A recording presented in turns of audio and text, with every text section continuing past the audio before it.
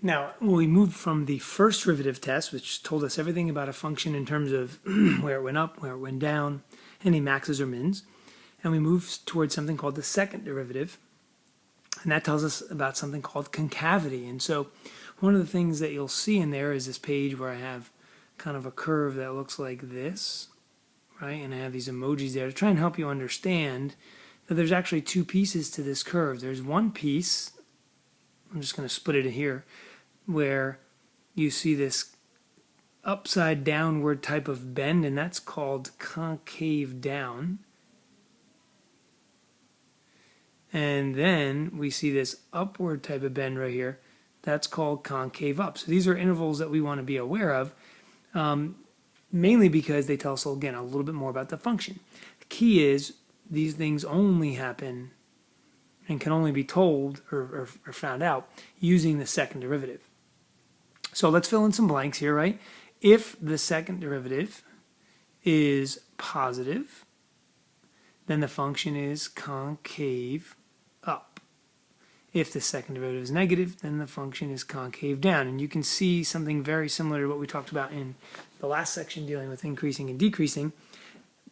There's a zero derivative being zero or undefined. Well, it's where the second derivative is zero or undefined, and that was called, in the first derivative, it's called a critical value. Here it's called an inflection point. So when you change concavity, you change it at what's called an inflection point. So if we go back to this diagram real quick, this dot that I drew in here, this would be called an inflection point because the graph changes from concave down to concave up. So things to think about there. So let's look at two examples. Here's example 1 from our notes. And now that we know we need to use the second derivative, we're going to fast pass our way there, but we do have to obviously pick up the first derivative on the way. So 3x squared minus 24x, but then we jet right down to the second derivative. That gives us 6x minus 24. And like we saw earlier, we want to set that equal to 0 or undefined. Turns out that we have what we call a possible, I'll use this p here, possible inflection point at x equals 4. So the question becomes, how do I know if it would be an inflection point? Again, you won't know until you test. So let's put that on a number line. Let's keep in mind that now when we go to test, we are testing the second derivative. So when I place test values in here, let's say like 0, I'm plugging that 0 back into the second derivative to find out whether the second derivative is positive or negative. And here it's negative. And when I use a number bigger than 4, let's say 10, right, I plug that back in, I get a positive. So what does that mean? Concave down here, concave up there, inflection point here. So very, very similar to what we talked about with the first derivative test.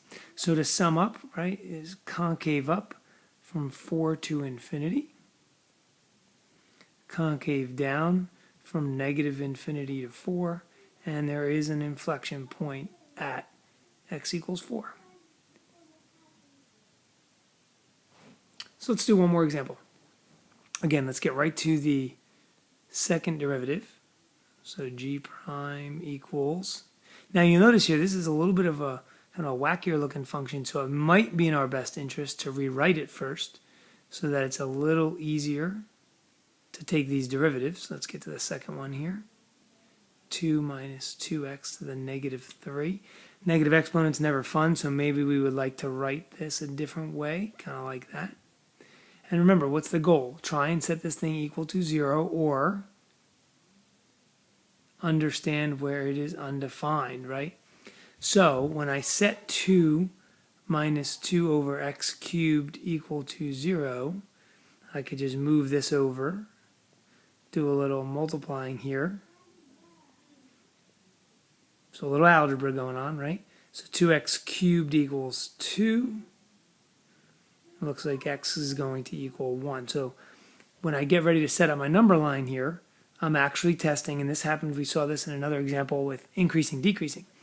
Yes, 1 is a number I have to be aware of, but so is 0, right? Now the interesting thing about 0 here is, if we look back real quick to the original function, notice that, right? It's not defined, so g of 0 doesn't exist. So I can already tell you that this cannot be an inflection point because there's no point on the actual graph, right? But let's test just to see what's going on here. So if I put in a number a little less than 0 into this derivative, and maybe it would be better if I use this one right here, right? So if I put in like a -1, I actually get a positive here. If I put a 1/2 in, I get a negative.